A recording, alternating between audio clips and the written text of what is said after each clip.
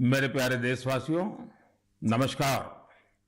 नए विषयों के साथ, नए प्रेरक उदाहरणों के साथ, नए नए संदेशों को समेटते हुए एक बार फिर मैं आपसे मन की बात करने आया हूं। जानते हैं, इस बार मुझे सबसे ज्यादा चिट्ठियां और संदेश किस विषय को लेकर मिली है। ये विषय ऐसा है जो इतिहास, वर्तमान और भविष्य तीनों से जुड़ा हुआ है। मैं बात कर रहा हूं देश को मिले नए प्रधानमंत्री संग्रहालय की।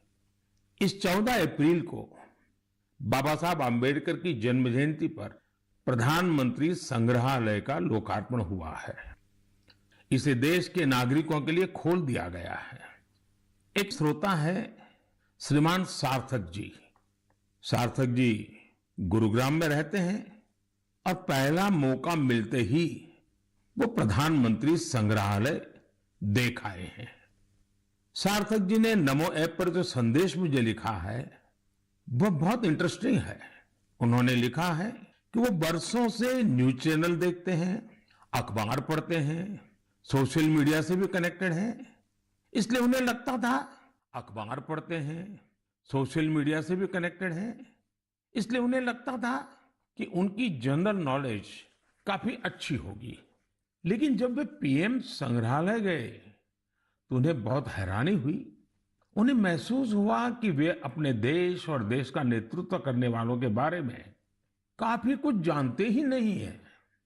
उन्होंने पीएम संग्रहालय की कुछ ऐसी चीजों के बारे में लिखा है जो उनकी जिज्ञासा को और बढ़ाने वाली थी।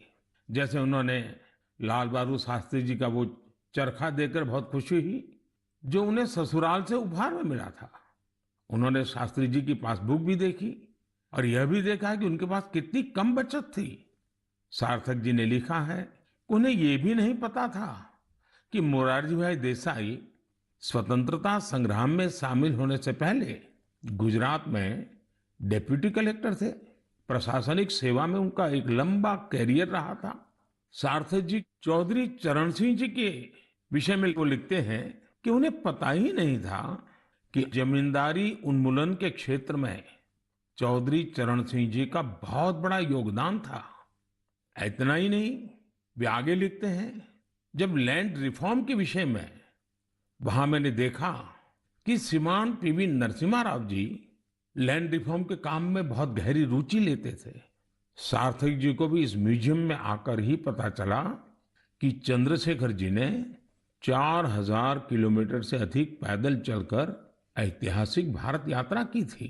उन्होंने जब संग्रहालय में उन चीजों को देखा जो अटल जी उपयोग करते थे, उनके भाषणों को सुना, तो वो गर्व से भर उठे थे। सार्थक जी ने यह भी बताया कि इस संग्रहालय में महात्मा गांधी, सरदार पटेल, डॉक्टर अंबेडकर, जयप्रकाश नारायण और हमारे प्रधानमंत्री पंडित जवाहरलाल नेहरू के बारे में भी बहुत ही रोचक जानकारियां हैं। साथियों, देश के प्रधानमंत्रियों के योगदान को याद करने के लिए आजादी के अमृत महोत्सव से अच्छा समय और क्या हो सकता है। देश के लिए यह गौरव की बात है कि आजादी का अमृत महोत्सव एक जन आंदोलन का रूप ले रहा है। इतिहास को लेकर लोगों की दिलचस्पी काफी बढ़ रही है और ऐसे में पीएम म्यूजियम युवाओं के लिए भी आकर्षण का केंद्र बन रहा है जो देश की अनमोल विरासत से उन्हें जोड़ रहा है। वैसे साथियों, जब म्यूजियम के बारे में आपसे इतनी बातें हो रही हैं तो मेरा मन किया कि मैं भी आपसे कुछ सवाल करूं।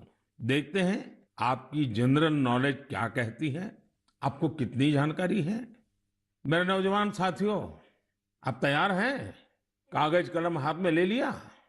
अभी मैं आपसे जो पूछने जा रहा हूं, आप उनके उत्तर नमो ऐप या सोशल मीडिया पर #म्यूजियम क्विज के साथ शेयर कर सकते हैं और जरूर करें। मेरा आपसे आग्रह है कि आप इन सभी सवालों का जवाब जरूर दें। इससे देश भर के लोगों में म्यूजियम को लेकर दिलचस्पी और बढ़ेगी। क्या आप जानते हैं कि देश के किस शहर में एक प्रसिद्ध रेल म्यूजियम है? जहां पिछले 45 वर्षों से लोगों को भारतीय रेल की विरासत देखने का मौका मिल रहा है। मैं आपको एक और क्लू देता हूं। आप यहाँ Fairy Queen, saloon of Prince of Wales से लेकर फायरलेस स्टीम लोकोमोटिव ये भी देख सकते हैं। क्या आप जानते हैं कि मुंबई में वो कौन सा म्यूजियम है जहां हमें बहुत ही रोचक तरीके से करेंसी का इवोल्यूशन देखने को मिलता है? यहाँ ईसा पूर्व छठी शताब्दी के सिक्के मौजूद हैं, तो दूसरी तरफ ई मनी भी मौजूद है। तीसरा सवाल, विरासत ए खालसा इस म्यूजियम से जुड़ा है। क्या आप जानते हैं ये म्यूजियम पंजाब के किस शहर में मौजूद है? पतंगबाजी में तो आप सबको बहुत आनंद आता ही होगा। अगला सवाल इसी से जुड़ा है। देश का एकमात्र काइट म्यूजियम कहाँ है? आइए मैं आपको क्लू देता हूं। यहाँ जो सबसे बड़ी पतंग रखी है उसका आकार 22 गुणा 16 फीट है। कुछ ध्यान आया? नहीं तो यही एक और चीज बताता हूं। यह जिस शहर में है उसका बापू से विशेष नाता रहा है। बचपन में डाक टिकटों के संग्रह का शौक किसे नहीं होता, लेकिन क्या आपको पता है कि भारत में डाक टिकट से जुड़ा नेशनल म्यूजियम कहाँ है? मैं आपसे एक और सवाल करता हूं। गुलशन महल नाम की इमारत में कौन सा म्यूजियम है? आपके लिए क्लू ये है कि इस म्यूजियम में आप फिल्म के डायरेक्टर भी बन सकते हैं, कैमरा एडिटिंग की बारीकियों को भी देख सकते हैं। अच्छा, क्या आप ऐसे किसी म्यूजियम के बारे में जानते हैं जो भारत की टेक्सटाइल से जुड़ी विरासत को सेलिब्रेट करता है? इस म्यूजियम में miniature paintings, Jain manuscripts, sculptures, बहुत कुछ है। ये अपने यूनिक डिस्प्ले के लिए भी जाना जाता है। साथियों, टेक्नोलॉजी के इस दौर में आपके लिए इनके उत्तर खोजना बहुत आसान है।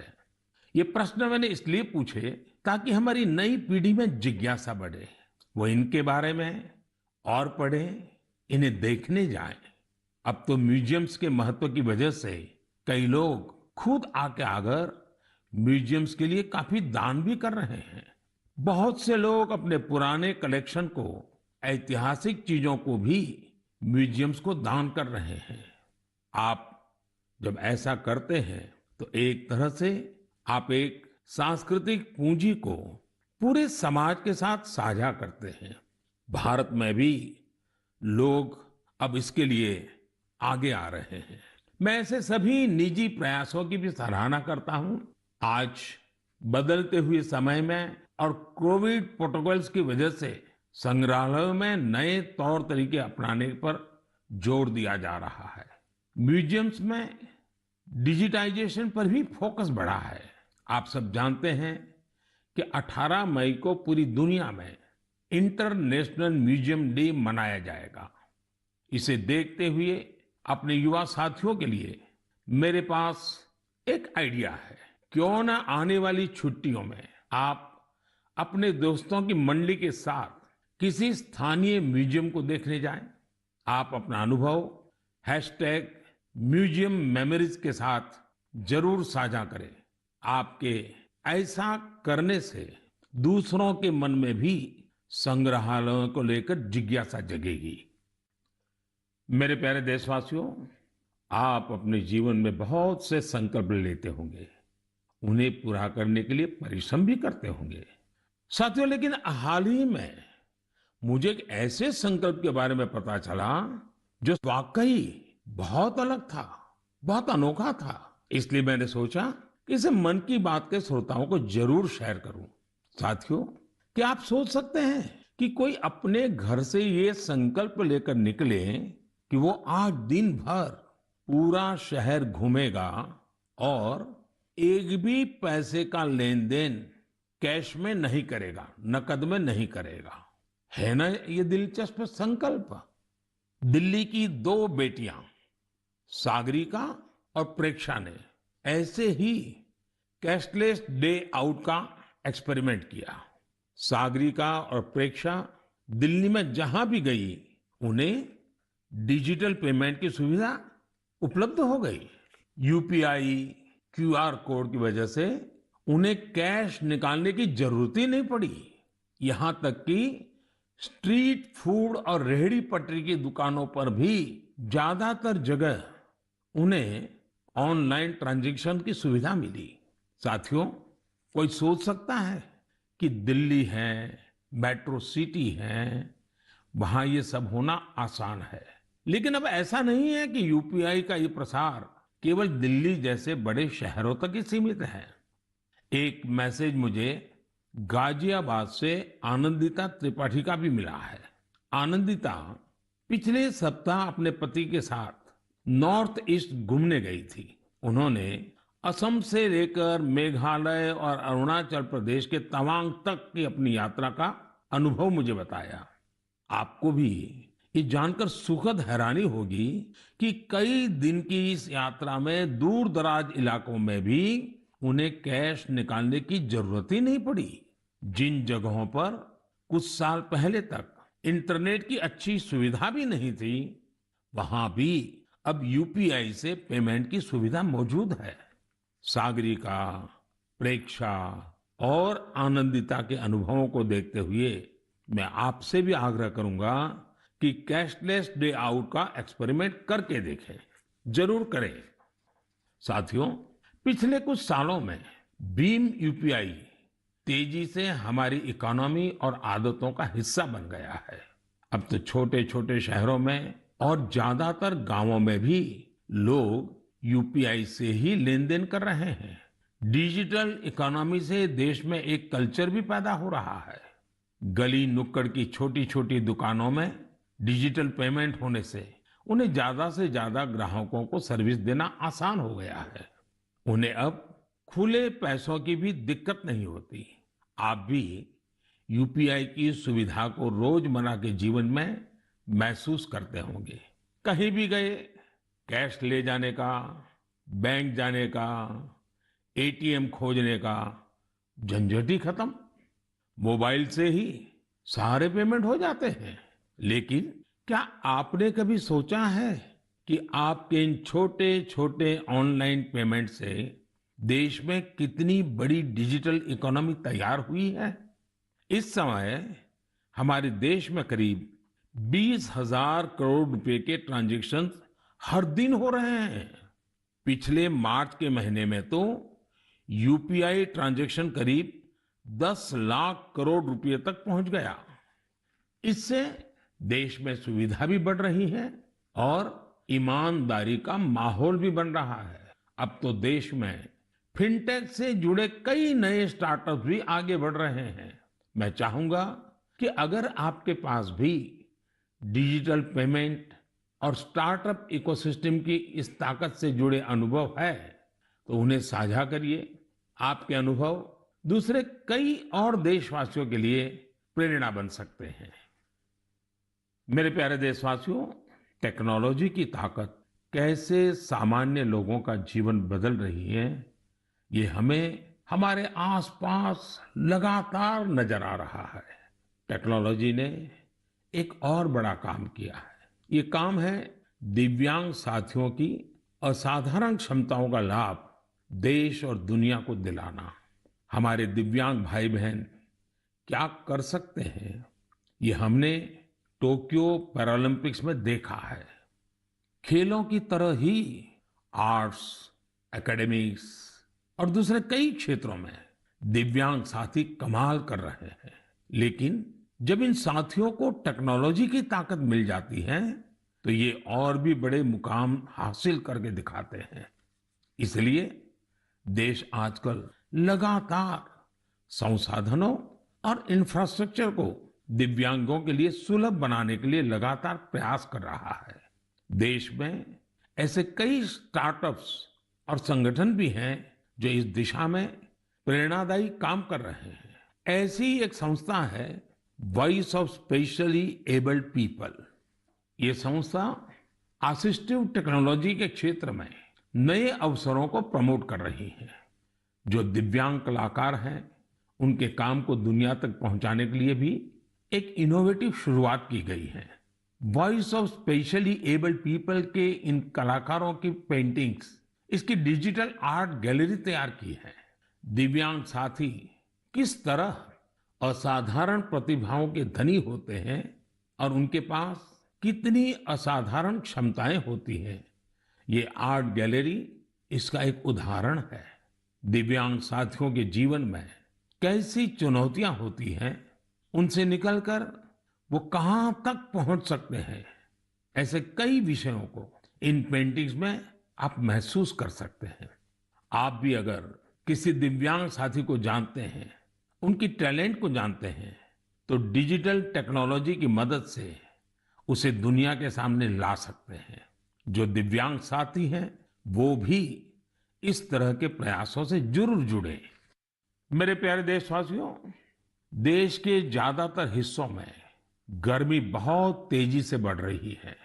बढ़ती हुई ये गर्मी पानी बचाने की हमारी जिम्मेदारी को भी उतना ही बढ़ा देती है। हो सकता है कि आप अभी जहां हो वहां पानी पर्याप्त मात्रा में उपलब्ध हो, लेकिन आपको उन करोड़ों लोगों को भी हमेशा याद रखना है जो जल संकट वाले क्षेत्रों में रहते हैं, जिनके लिए पानी की एक एक बूंद अमृत के समान होती है। साथियों, इस समय आजादी के 75वें साल में आजादी के अमृत महोत्सव में देश जिन संकल्पों को लेकर आगे बढ़ रहा है, उनमें जल संरक्षण भी एक है। अमृत महोत्सव के दौरान देश के हर जिले में 75 अमृत सरोवर बनाए जाएंगे। आप कल्पना कर सकते हैं कि कितना बड़ा अभियान है। वो दिन दूर नहीं जब आपके अपने शहर में 75 अमृत सरोवर होंगे। मैं आप सभी से और खासकर युवाओं से चाहूंगा कि वो इस अभियान के बारे में जानें और इसकी जिम्मेदारी भी उठाएं। अगर आपके क्षेत्र में स्वतंत्रता संग्राम से जुड़ा कोई इतिहास है, किसी सेनानी की स्मृति है, तो उसे भी अमृत सरोवर से जोड़ सकते हैं। वैसे मुझे यह जानकर बहुत अच्छा लगा कि अमृत सरोवर का संकल्प लेने के बाद कई स्थलों पर इस पर तेजी से काम शुरू हो चुका है। मुझे यूपी के रामपुर की ग्राम पंचायत पटवाई के बारे में जानकारी मिली है। वहां पर ग्राम सभा की भूमि पर एक तालाब था, लेकिन वो गंदगी और कूड़े के ढेर से भरा हुआ था। पिछले कुछ हफ्तों में बहुत मेहनत करके स्थानीय लोगों की मदद से, स्थानीय स्कूली बच्चों की मदद से उस गंदे तालाब का कायाकल्प हो गया है। अब उस सरोवर के किनारे रिटेनिंग वॉल, चार दीवारी, फूड कोर्ट, फव्वारे और लाइटिंग भी न जाने क्या क्या व्यवस्थाएं की गई हैं। मैं रामपुर की पटवाई ग्राम पंचायत को, गांव के लोगों को, वहां के बच्चों को इस प्रयास के लिए बहुत बहुत बधाई देता हूं। साथियों, पानी की उपलब्धता और पानी की किल्लत ये किसी भी देश की प्रगति और गति को निर्धारित करते हैं। आपने भी गौर किया होगा कि मन की बात में मैं स्वच्छता जैसे विषयों के साथ ही बार बार जल संरक्षण की बात जरूर करता हूं। हमारे तो ग्रंथों में स्पष्ट रूप से कहा गया है, पानीयम परमम लोके जीवानाम जीवनम समृतम, अर्थात संसार में जल ही हर एक जीव के जीवन का आधार है और जल ही सबसे बड़ा संसाधन भी है। इसलिए तो हमारे पूर्वजों ने जल संरक्षण के लिए इतना जोर दिया। वेदों से लेकर पुराणों तक हर जगह पानी बचाने को, तालाब, सरोवर आदि बनवाने को मनुष्य का सामाजिक और आध्यात्मिक कर्तव्य बताया गया है। वाल्मीकि रामायण में जल स्रोतों को जोड़ने पर, जल संरक्षण पर विशेष जोर दिया गया है। इसी तरह इतिहास के स्टूडेंट जानते होंगे, सिंधु, सरस्वती और हड़प्पा सभ्यता के दौरान भी भारत में पानी को लेकर कितनी विकसित इंजीनियरिंग होती थी। प्राचीन काल में कई शहर में जल स्रोतों का आपस में इंटरकनेक्टेड सिस्टम होता था। और ये वो समय था जब जनसंख्या उतनी नहीं थी, प्राकृतिक संसाधनों की किल्लत भी नहीं थी, एक प्रकार से विपुलता थी। फिर भी जल संरक्षण को लेकर तब जागरूकता बहुत ज्यादा थी। लेकिन आज स्थिति इसके उलट है। मेरा आप सभी से आग्रह है, आप अपने इलाके के ऐसे पुराने तालाबों, कुओं और सरोवरों के बारे में जानें। अमृत सरोवर अभियान की वजह से जल संरक्षण के साथ साथ आपके इलाके की पहचान भी बनेगी। इससे शहरों में, मोहल्लों में स्थानीय पर्यटन के स्थल भी विकसित होंगे। लोगों को घूमने फिरने की भी एक जगह मिलेगी। साथियों, जल से जुड़ा हर प्रयास हमारे कल से जुड़ा है। इसमें पूरे समाज की जिम्मेदारी होती है। इसके लिए सदियों से अलग अलग समाज, अलग अलग प्रयास लगातार करते आए हैं। जैसे कि कच्छ के रण की एक जनजाति मालधारी जल संरक्षण के लिए वृदास नाम का तरीका इस्तेमाल करती है। इसके तहत छोटे कुएं बनाए जाते हैं और उसके बचाव के लिए आसपास पेड़ पौधे लगाए जाते हैं। इसी तरह मध्य प्रदेश की भील जनजाति ने अपनी एक ऐतिहासिक परंपरा हलमा को जल संरक्षण के लिए इस्तेमाल किया।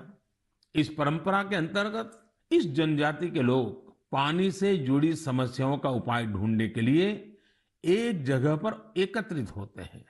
हलमा परंपरा से मिले सुझावों की वजह से इस क्षेत्र में पानी का संकट कम हुआ है और भूजल स्तर भी बढ़ रहा है। साथियों, ऐसे ही कर्तव्य का भाव अगर सबके मन में आ जाए तो जल संकट से जुड़ी बड़ी से बड़ी चुनौतियों का समाधान हो सकता है। आइए, आजादी के अमृत महोत्सव में हम जल संरक्षण और जीवन संरक्षण का संकल्प लें। हम बूंद बूंद जल बचाएंगे और हर एक जीवन बचाएंगे। मेरे प्यारे देशवासियों, आपने देखा होगा कि कुछ दिन पहले मैंने अपने युवा दोस्तों से, स्टूडेंट से परीक्षा पर चर्चा की थी। इस चर्चा के दौरान कुछ स्टूडेंट ने कहा कि उन्हें एग्जाम में गणित से डर लगता है। इसी तरह की बात कई विद्यार्थियों ने मुझे अपने संदेश में भी भेजी थी। उस समय ही मैंने ये तय किया था कि गणित, मैथमेटिक्स पर मैं इस बार के मन की बात में जरूर चर्चा करूंगा। साथियों, गणित तो ऐसा विषय है जिसे लेकर हम भारतीयों को सबसे ज्यादा सहज होना चाहिए। आखिर गणित को लेकर पूरी दुनिया के लिए सबसे ज्यादा शोध और योगदान भारत के लोगों ने ही तो दिया है। शून्य यानी जीरो की खोज और उसके महत्व के बारे में आपने खूब सुना भी होगा।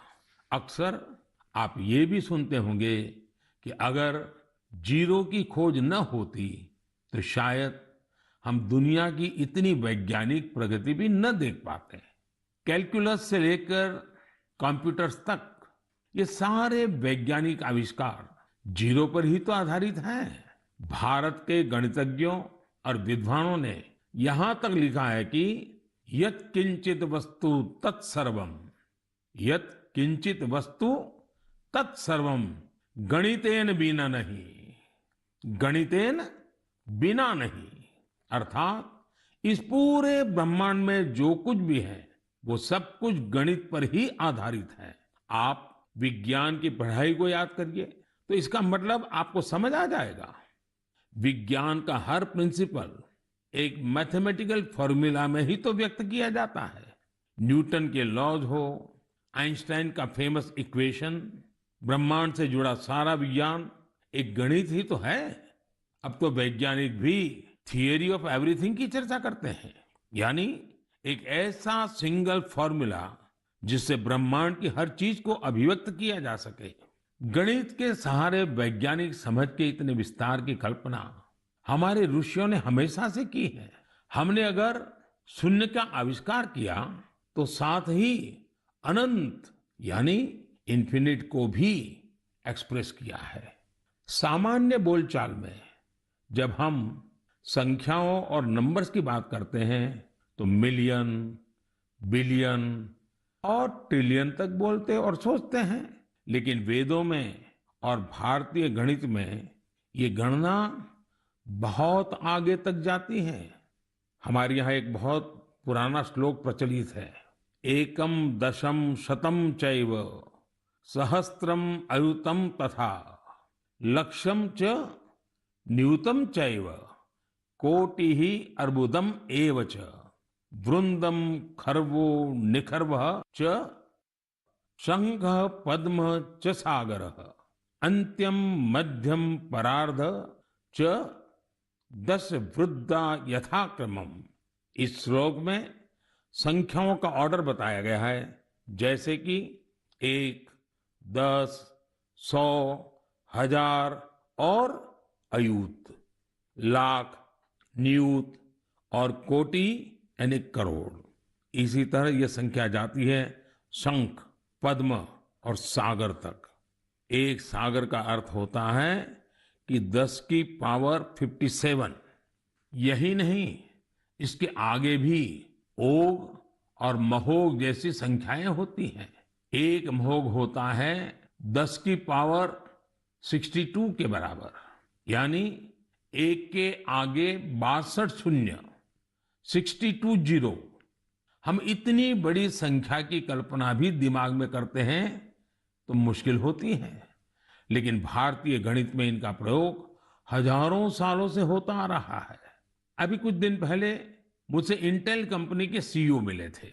उन्होंने मुझे एक पेंटिंग दी थी, उसमें भी वामन अवतार के जरिए गणना या माप की ऐसी ही एक भारतीय पद्धति का चित्रण किया गया था। इंटेल का नाम आया तो कंप्यूटर आपके दिमाग में अपने आप आ गया होगा। कंप्यूटर की भाषा में आपने बाइनरी सिस्टम के बारे में भी सुना होगा, लेकिन क्या आपको पता है कि हमारे देश में आचार्य पिंगला जैसे ऋषि हुए थे जिन्होंने बाइनरी की कल्पना की थी। इसी तरह आर्यभट्ट से लेकर के रामानुजन जैसे गणितज्ञों तक गणित के कितने ही सिद्धांतों पर हमारे यहाँ काम हुआ है। साथियों, हम भारतीयों के लिए गणित कभी मुश्किल विषय नहीं रहा। इसका एक बड़ा कारण हमारी वैदिक गणित भी है। आधुनिक काल में वैदिक गणित का श्रेय जाता है श्री भारती कृष्ण तीर्थ जी महाराज को। उन्होंने कैलकुलेशन के प्राचीन तरीकों को रिवाइव किया और उसे वैदिक गणित नाम दिया। वैदिक गणित की सबसे खास बात यह थी कि इसके जरिए आप कठिन से कठिन गणनाएं पलक झपकते ही मन में ही कर सकते हैं। आजकल तो सोशल मीडिया पर वैदिक गणित सीखने और सिखाने वाले ऐसे कई युवाओं के वीडियोस भी आपने देखे होंगे। साथियों, आज मन की बात में वैदिक गणित सिखाने वाले एक ऐसे ही साथी हमारे साथ भी जुड़ रहे हैं। ये साथी हैं कोलकाता के गौरव टेकरीवाल जी, और वो पिछले 2-2.5 दशक से वैदिक मैथमेटिक इस मूवमेंट को बड़े समर्पित भाव से आगे बढ़ा रहे हैं। आइए उनसे ही कुछ बातें करते हैं। गौरव जी, नमस्ते।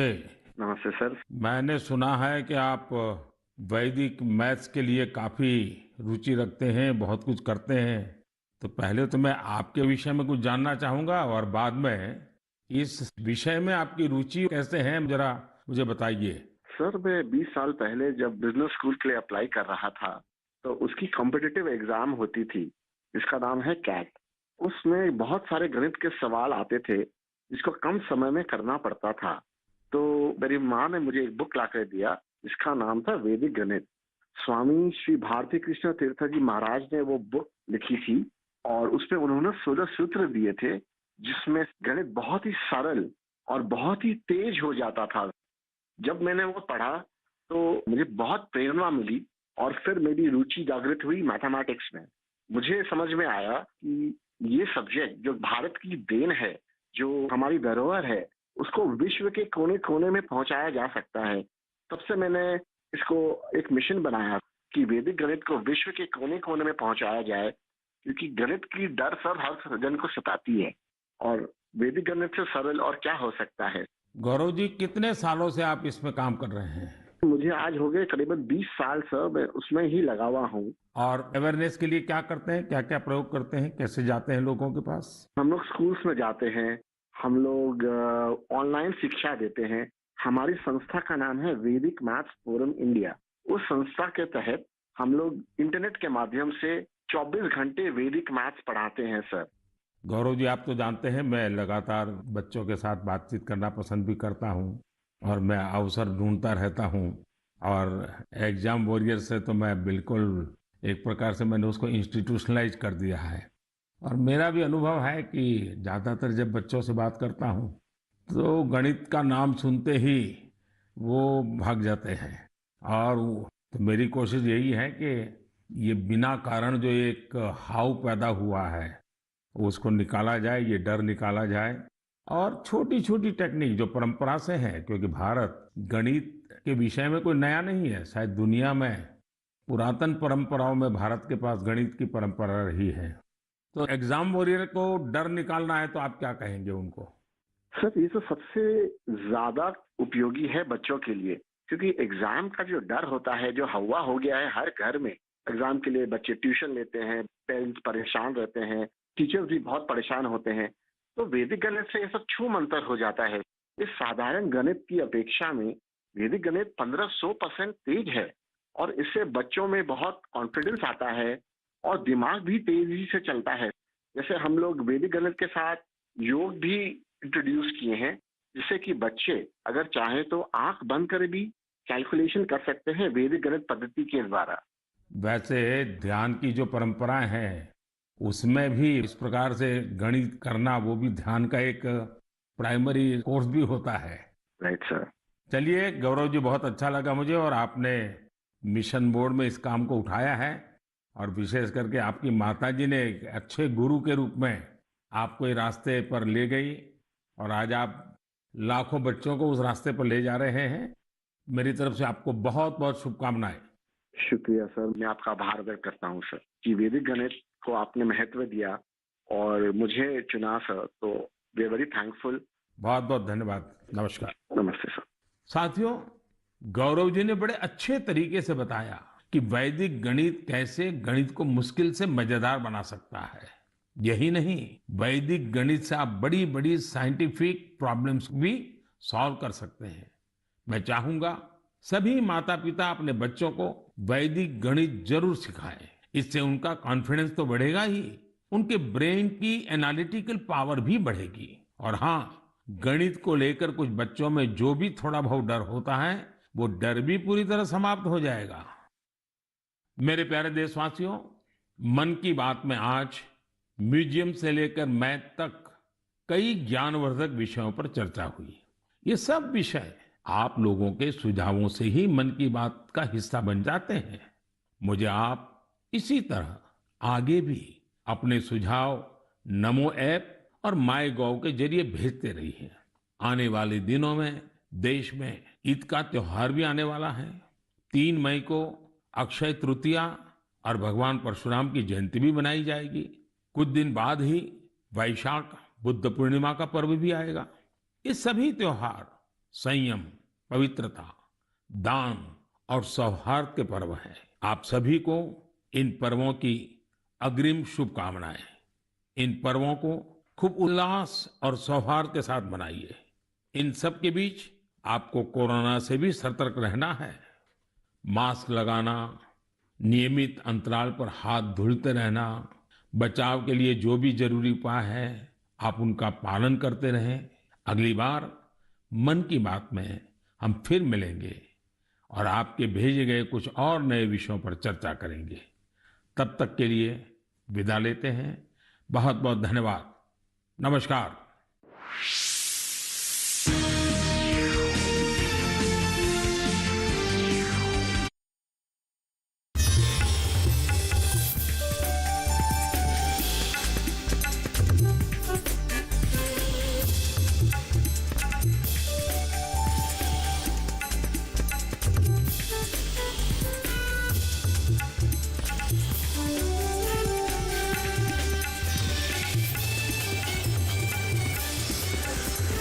टीवी के साथ बदलते भारत की शान।